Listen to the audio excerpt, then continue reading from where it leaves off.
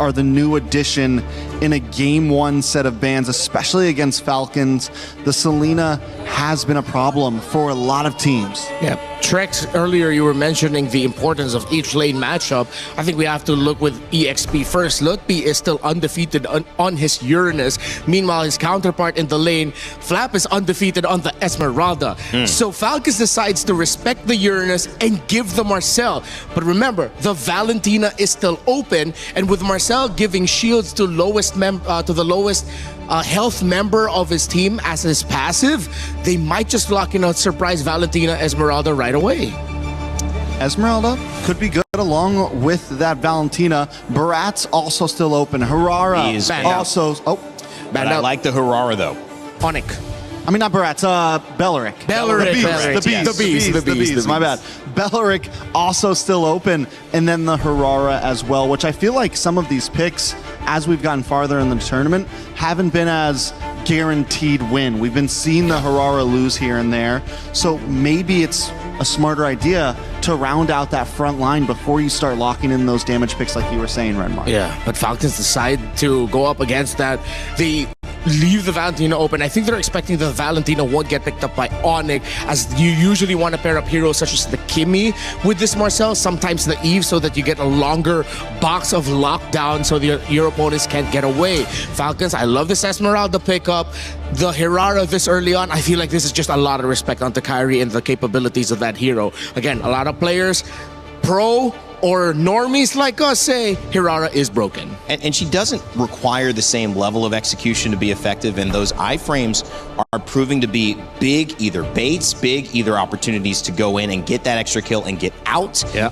They're things that I feel like now, after an entire tournament of seeing, we thought Ling might compete. Fanny's banned much too often and requires such a high skill ceiling to perform. And Harara seems like by far the most standard best pick, and that's why we're seeing the grab there. But they do take the Valentina away if that was a choice that Falcons wanted to go to later on. And this pick right here with the Harley has become the answer to the Harara. It's become the possibility of defeating it. And the big thing is it can keep its range, right? It can target down. It can go against it in the Turtle or Lord pit. But I do think there's also a big risk with this pick. If it takes a big hit early on in the game in the first 5 minutes, you don't see much action until late game at that point. Don't get me wrong, Harley still does have a decent late game. Once that Holy Crystal, once that 4th or 5th item gets locked in, there's possibility for damage and still kill pressure in late game. There's early game pressure, but again, if it gets a death or two, you're kind of locked in for only late game possibilities. Yeah, which is why you see the roam pickup on the glue for Team Falcons here, because if you go back just a few months ago with all of the Harleys and Leomords and Suyos that we saw in the jungle, glue roam is hot commodity because of how quickly you can help clear the mid lane, and it encourages an early invade after you clear the first wave in mid, whether you're going to go to the orange buff or purple buff, but most of the time teams love to go in the purple buff. Surprising here though that Falcons are reading ONIC as the possibility of picking up a Ruby, so that might be a little bit of a teaser in the mindset of Falcons, wherein they might be a little bit more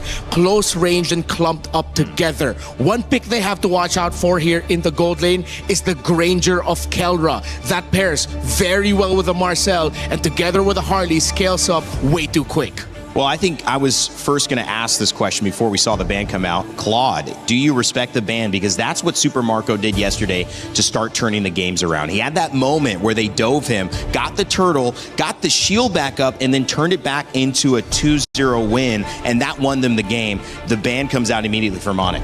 And what makes that so interesting is earlier on in this tournament, the Claude kind of fell off, and it just goes to show how much of a comfort pick this can be for some of the gold laners still in this tournament. Even a hero that a lot of other teams couldn't pull off, Super Marco is just a menace on.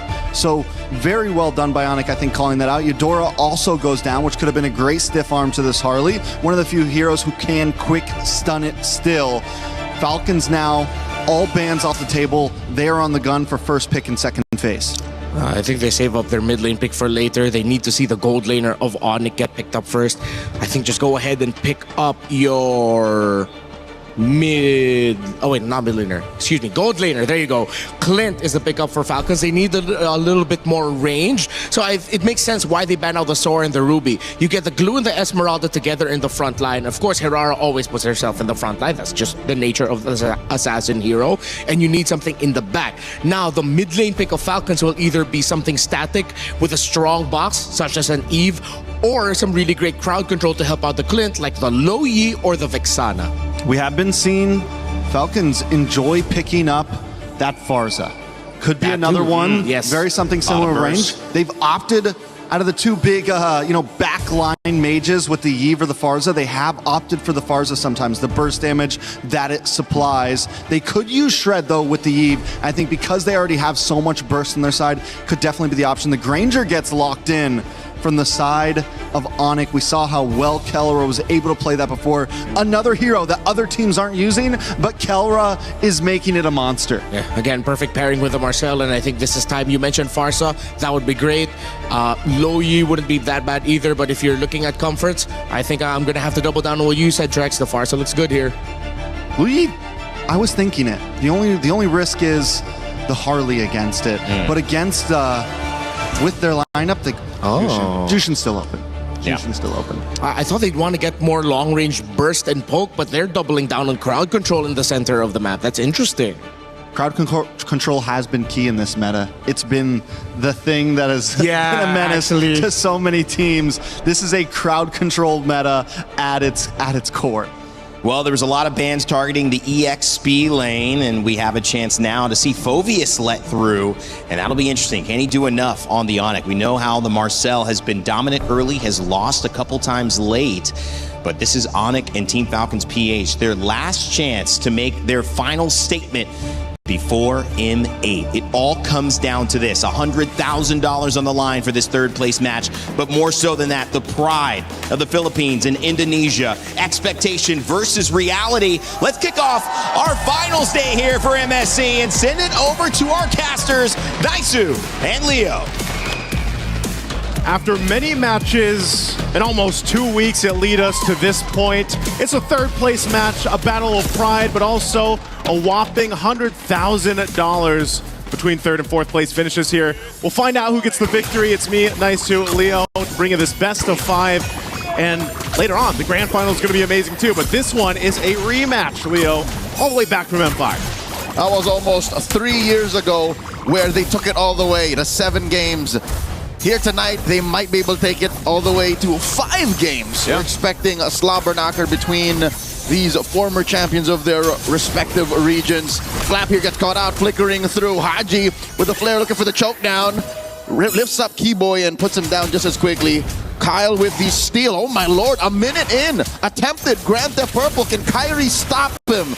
Oh, he does. He got it. All right, Kyrie secured it. Kyle's going to be able to get away here. It was interesting too in the draft because if I remember correctly, yesterday it was multiple times. Oh, hold on. All right, quicker burn. Keyboy should be, yeah, he's fine. He's on the Marcel. He's got enough mobility, but they went with this first pick, Marcel, who's kind of slipped through some of the drafts. He's been either banned out or teams have gone and picked him up. But it was ONIC that picked up the Herrera multiple times throughout yesterday's whoa. Speaking of the Herrera, Kyle here put down a quarter of his health. Ogwin stopping the backup from coming through. It's not just ONIC who has this identity that they're forcing through from yesterday's bouts. Even Falcons, you see them play the Esmeralda once again, the glue in Ogwin's hands that, 2 games in a row dismantled Yangon Galacticos' Yangon Yam, or the Burmese Ube. And then they still have Haji on the very high prio Zushin, who in the hands of Kaiser yesterday was the finisher. He was the MVP for sure of game number 5. We see here Haji in trouble. Crimson flare back, and that's one major tool out for this turtle. Yeah. They want to fight for this first objective here. Some tools already used. Sans has his own beacon that he can play into. So they've got control around this turtle. I'm not sure if Falcons really wants to do too much. Kyle's trying to get his purple buff, but they may be forced into a fight here. Oh, Kyle secures his own purple. But then again, the retribution was short. Kyrie secures. Now Ogun flickers back. No harm, no foul. No casualties just yet, but ONIC gets the big one. Yeah, they get the objective. This sometimes in some cases a reverse sweep where you're down 0-2. and you got to come back to it. So it looks like we are back into the game. Let's go to jump back into this one. We're just under 3 minutes into this one, this first match, again, in this best of 5. A minute and a half till Turtle spawns lower quarter. Not much of a distance. Flap and Lutpi have to go through. And if I'm reading the map correctly, I think Kyle might try to go ahead and play their side of the map a little more, since that first attempt at Grant the Purple kind of cost them. Yeah, it didn't happen, right? But I feel like, too, when you just have the Harara, you're kind of allowed to do that. She's just got so many ways to move across the map and kind of avoid things, you know? It's like you're kind of self-reliant in yourself, although the most successful Harara gameplays that we've seen is because of your team being able to support that, right? So there's this kind of case where Harley probably does that. Oh, Flap. Okay, he's burning the flicker. So he's got that. But Harley essentially does the same thing. You know, you're pretty self-sufficient to be able to move around the map. You don't have to rely too much on your team until, you know, obviously you get to that mid or late game. Yep, they have their stats skewed to one side slightly more on a spectrum of junglers between mobility and, you know, single-handed burst damage. Haji and Ogwin holding down the fort, stopping the rest of ONIC from actually crossing over. So both teams respecting their boundaries, their jurisdiction when it comes to stealing away and taking out resources from the other. About 20 seconds until the turtle spawns, lower quarter. This is as safe as it gets. Again, not more than a 500 gold swing either way. Yeah, Leo, this is about as safe as it gets. It's like you're playing, there's your side of the map, here's the line. We're drawing it, we're going to stay on this side, you guys stay on that side. I mean, imagine, you know, 4.5 minutes in, no kills, no first bloods. Just that turtle is what they're fighting for. This one definitely looks like it's going to be resulting into at least this 4v4 as both gold laners still up on that top side of the map. Fighting for the second turtle. Luffy's going to jump in here. Uh-oh, Keyboy running through. Haji bursted down, forced the Crimson Flare back, and Suns help Kyrie score the kill via the deadly magics. Now Luffy jumping up. Ogwin finds them out. In comes Kelra. Warning shots. Finds another kill on Ogwin after a golden hour. Revitalize, making sure that the rest of ONIC are topped up, and in comes Lutpi.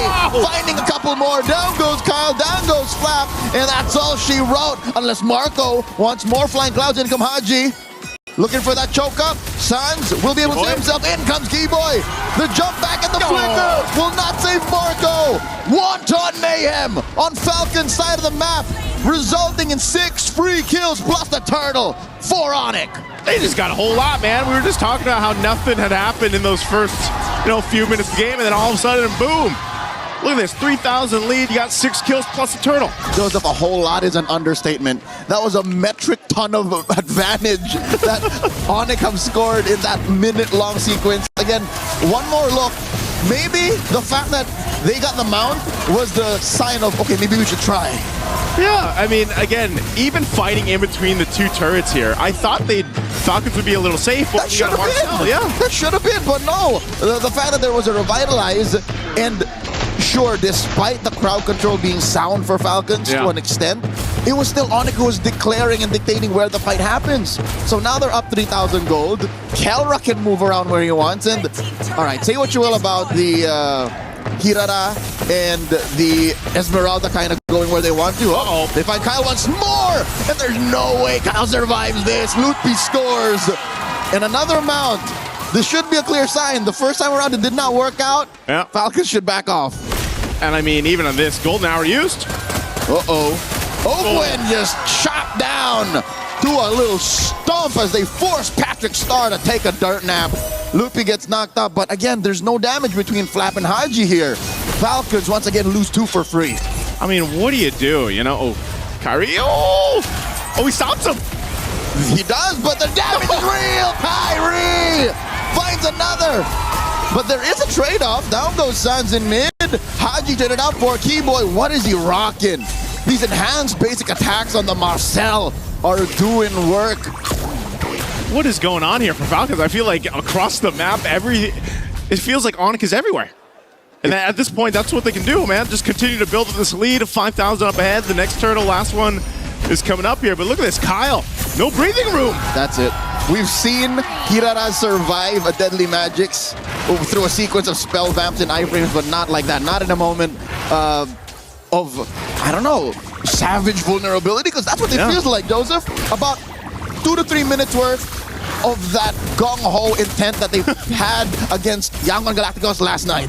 This feels like ONIC time, like in game one. I mean, For sure. You know, this is going to be the next turtle that they get 3 for 3 there. You saw the difference for gold in the gold lane, man. 2,000, I think it was, for Kelra.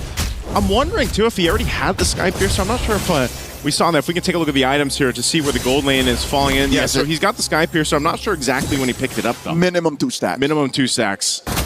Malefic Roar already. I mean, think about it, man. You got a Malefic Roar, Hunter Strike, and Sky Piercer already at that 8-minute mark. That's why, you know, all they have to do is lay down Keyboy's golden hour. Here's some Rhapsody shots. There's the stacks. He got 4 stacks. There you go. I counted minimum, so I'm like, all right, apparently he built it before the whole shebang went down. Hey, man, if you could just line up Rhapsody shots and then guarantee them to hit after the golden hour is done, like, what else can you do? You know? Looking for more. They burst out Flap, force him to back off. Flicker spent. Again, better flickerless than dead. They will lose this tier 2, though, before the 9-minute mark. So already I think that ship has flown. That boat has sailed. They can no longer play it clean and safe. Golden hour. Putting Ogun right where they want him. Another stack for Dwayne. That's got to feel bad. And look, there's more. It's for Marco. Oh! The KK connection is online, baby. They're up almost 9,000 gold. Oh, Daniel, I hate to say it, man, but this might be one of the cases where Falcons just go next, you know? It just does not seem right. I don't know if it was the fact they're on Flying Clouds and they just haven't won a Flying Cloud map, but this might end. I mean, they have a wave coming through. Falcons can clear, and I'm glad to say go next might not be the next thing in the to-do list, because I think Falcons can still clean up, all right? Falcons can still kind of tighten up the belt and say we'll play cleaner, but it's going to take so much. It's going to have thing involve ONIC saying maybe we stop. I'm worried, you know. Change the belt, change the cowboy hat, because right now, Super Marco, yeah, he's got to get a new horse. You know, because right now he just showed up to this rodeo without one, and that's unfortunate. He's 0-3. He's so far behind Kelra. And so what do? You know, this Lord is just going to easily go over to ONIC. They ballooned up the lead to 10,000 plus up to this point. They already took out the top base turret. Oh, look at this. The damage. Even underneath tier 3, they take 2 for free. Kelra is close to maxing out, man. He's 1 away. Building that BOD. They pop the holy shield. Oh, no, and even Marco! So close to the base! Gets taken down! That's not very yeehaw. Not at all, partner! Oh, man, it looks like it could end here. Leo, Flap, and Kyle still alive. They got a wave pushing in bot every single lane. Lord is just now spawning. Is ONIC looking to end? Kyle, of course, use the iframe early. Couple of dashes back. Lutpi in the heat of it. Flap eats a face full of deadly magics. Down goes Ogwin. Next up is the base. ONIC one more. Kelra max out on stats. Gets another just for good measure. ONIC take game 1. ONIC will just pad the stats in game 1. That's exactly what they were doing there at the end. They knew they had it in the bag.